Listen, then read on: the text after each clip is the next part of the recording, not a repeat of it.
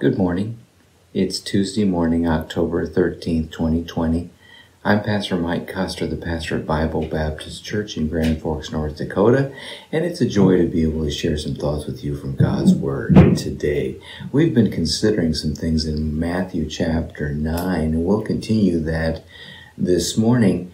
This account is kind of split. We talked about the woman with the issue of blood yesterday morning, and on either side of that event, the Lord was called to help a man whose daughter was very sick.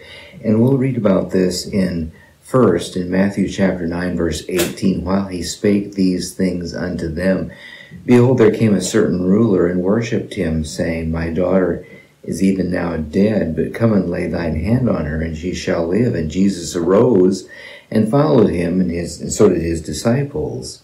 And we read further, skipping down to verse 23, when Jesus was come into the ruler's house and saw the minstrels and the people making a noise, he said unto them, Give place, for the maid is not dead, but sleepeth. And they laughed him to scorn.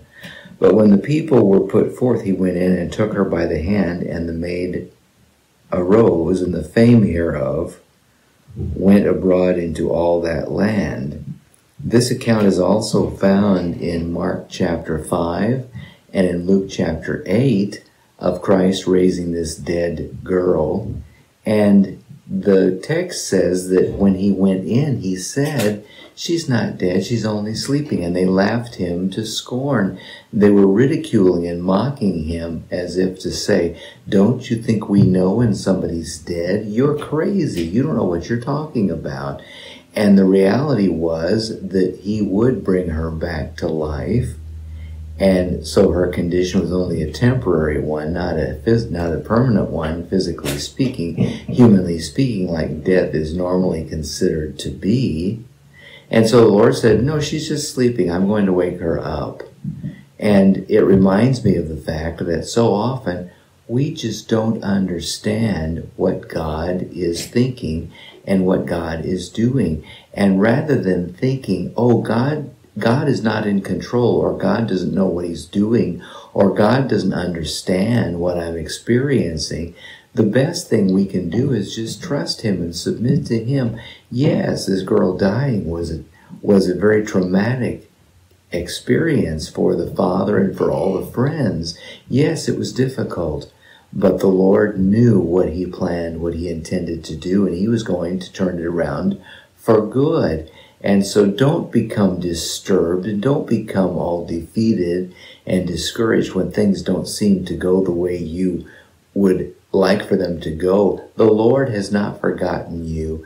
The Lord is in control, and he can bring good from that bad experience. I'm sure that this man many times rejoiced and hugged his little girl